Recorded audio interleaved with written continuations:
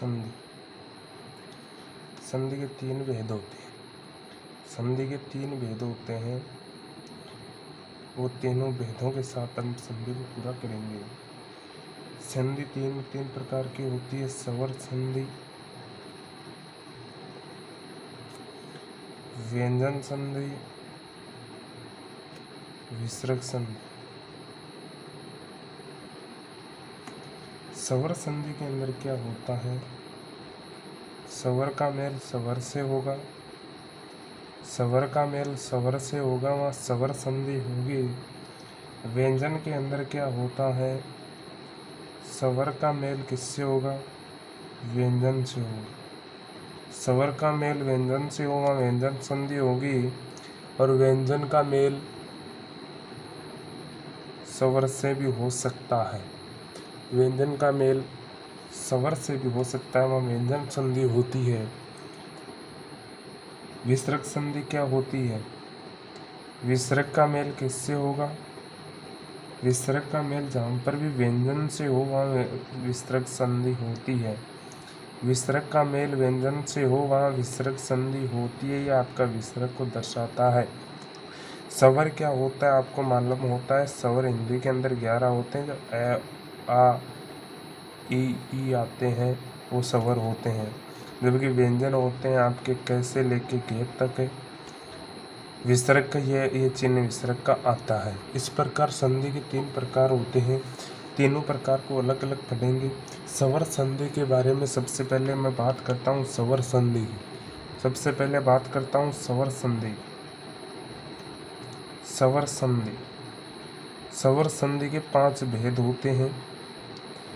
स्वर संधि के 5 भेद होते हैं, लेकिन कहीं कहीं 7 भी देखने को मिलते हैं। स्वर संधि के 5 भेद होते हैं, लेकिन कहीं कहीं पर 7 भी देखने को मिलते हैं। उन 7 रूपों का मैं आपको नाम बता रहा हूँ। 7 रूप कौन कौन से होते हैं देखना। पहली है आपकी दीर्घ संधि। पहली है आपकी दीर्घ संधि। दूसरी है गुण संधि। दूसरी है गुण संधि। तीसरी है वृद्धि संधि। तीसरी है वृद्धि संधि। चौथी आपकी संधि होगी यण संधि। और 5वीं आपकी अयादि संधि। 5वीं है अयादि संधि। देखो इसके अंदर क्या होता है।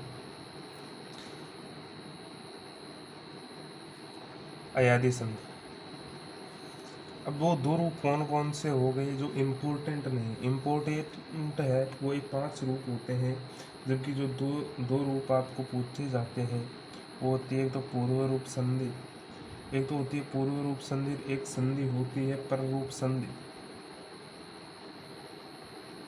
इन 2 का जिक्र कम रहता है एग्जाम के अंदर, जबकि इन 5 के अंदर से क्वेश्चन एक जरूर बन जाता है। इन 2 का कोई जिक्र खास देखने को नहीं मिलता है, बल्कि इन जो 5 संधि है इनका क्वेश्चन जरूर मिलता है। अब एक एक संधि को हम उठाएंगे और एक एक संधि के बारे में विस्तृत वर्णन देखने को मिलेगा, जिसके अंदर से आपकी है वो स्टार्ट करते हैं हम दीर्घ संधि। स्टार्ट करते हैं दीर्घ संधि। साधारण सा नियम है। दीर्घ संधि का साधारण सा नियम है वो है आपका, चाहे ए हो चाहे आ हो, चाहे ए हो चाहे आ हो, चाहे ई हो चाहे बड़ा ई हो, चाहे ऊ हो चाहे बड़ा ऊ हो, ए हो चाहे आ हो, ई हो चाहे ई हो, ऊ हो चाहे ऊ हो। प्लस के अंदर दीर्घ संधि के अंदर क्या होता है? ए हो चाहे आ हो, ई हो चाहे बड़ी ई हो, ऊ हो चाहे बड़ा ऊ हो, परिणाम हमेशा बड़ा दीर्घ ही रहेगा। आप ए प्लस ए आ बनेगा, ए प्लस आ भी आई बनेगा। ई प्लस ई जो है वो भी बड़ा ई का निर्माण होगा, यानी दीर्घ बनेगा, हमेशा दीर्घ बनेगा, दीर्घ दीर्घ संधि के अंदर हमेशा दीर्घ बनेगा। ऊ हो चाहे ऊ हो तो बड़ा ऊ ही देखने को मिलेगा।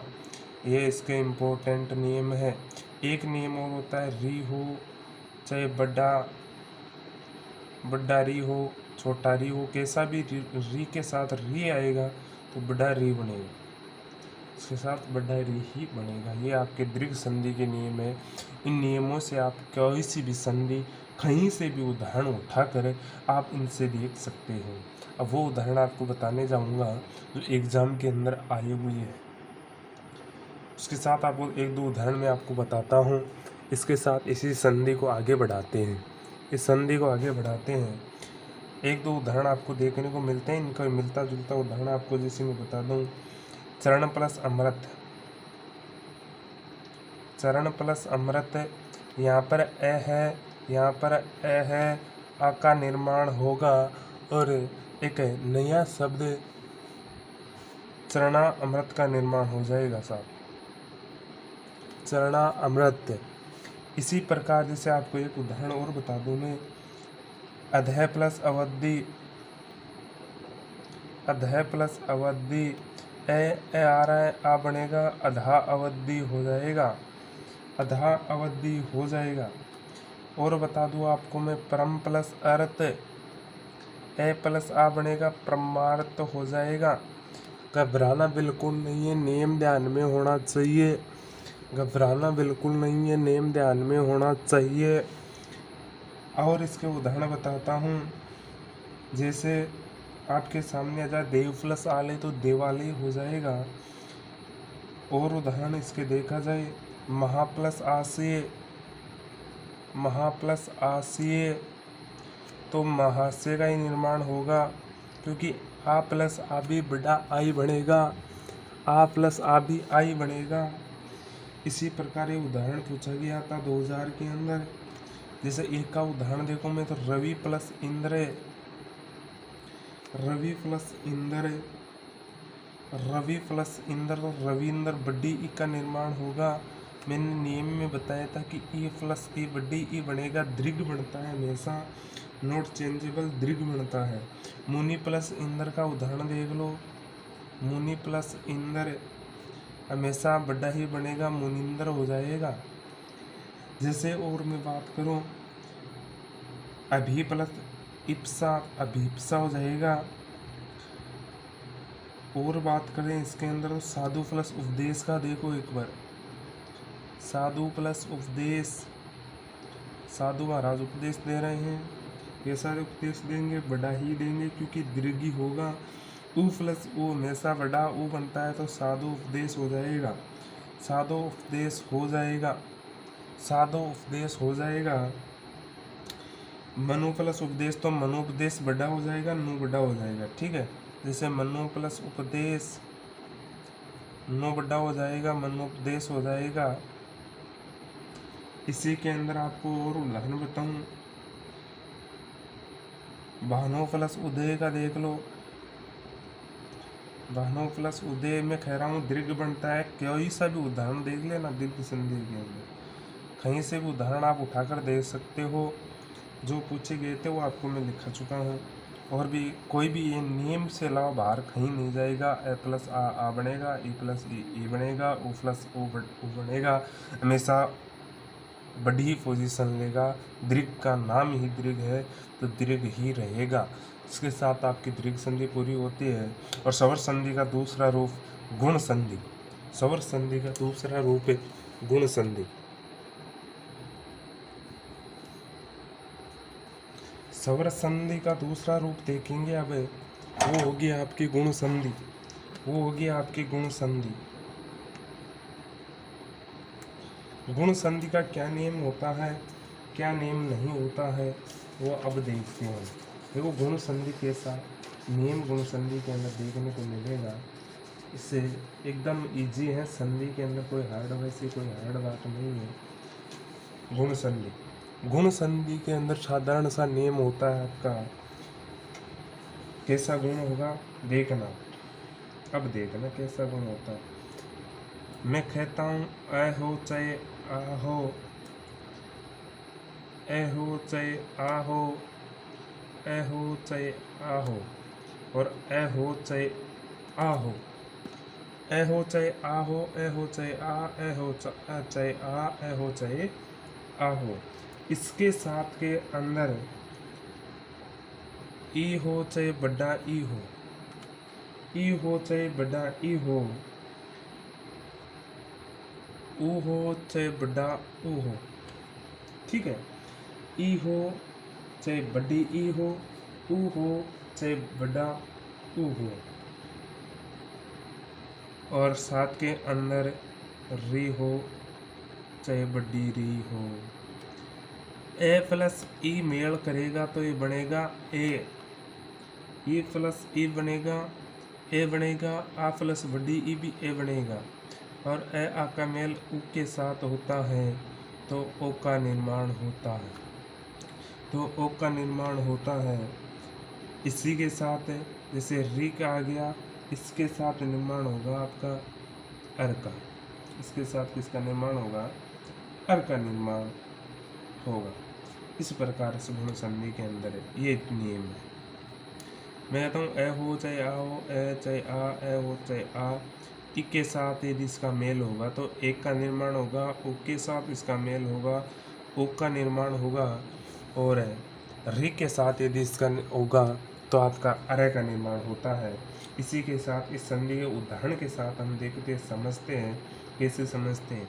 इसकी मात्रा सिंगल ऐसे होती है, इसकी मात्रा सिंगल ऐसे होती है, और आपको मैं बताता हूँ कि ओ की मात्रा ये होती है। ठीक है, ये मात्रा के अंदर कन्फ्यूजन नहीं हो जाना। उदाहरण आप कहीं से भी उठा सकते हो, वो उदाहरण आप आसानी से कर सकते हो। जैसे पहला उदाहरण आपके सामने मैं उठा देता हूँ, नर प्लस इंद्र।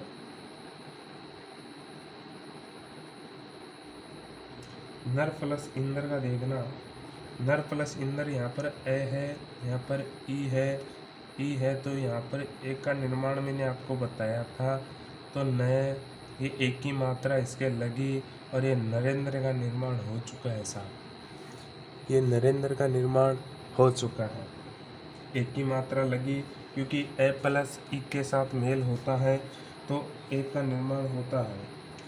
अब इसको कैसे याद करोगे? तो वो याद रखने की ट्रिक एक ही है कि आई आई एक साथ बोलो दोनों को, आई तो ये आई है, औ तो ये औ है। एक साथ वर्ड को बोलो, दोनों को याद हो जाएगा तुरंत, आई औ हो गया। अब आपको थोड़ा ध्यान रखना है। अगला उदाहरण आपके सामने मैं रख देता हूँ, अच्छा सा उदाहरण है। जैसे दिन प्लस ईस, तो यहाँ पर इसमें देखने की जरूरत नहीं है, ए बनाना है, ए प्लस ई आई बनता है, वही बनाना है हमको, और कुछ नहीं बनाना। तो क्या बनेगा? यहाँ पर दिनेश का निर्माण हो जाएगा। यहाँ पर किसका निर्माण हो जाएगा?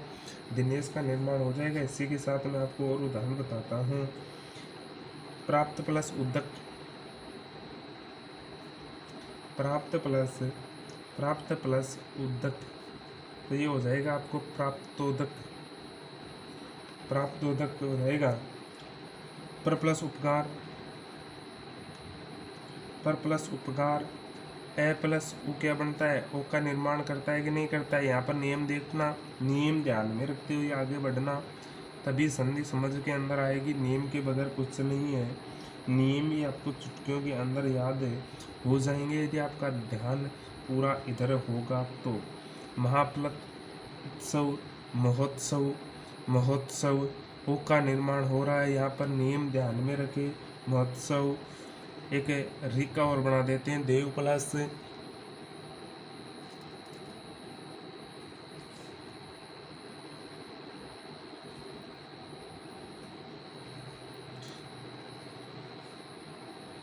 देव प्लस महा प्लस उत्सव, महोत्सव का निर्माण हो गया।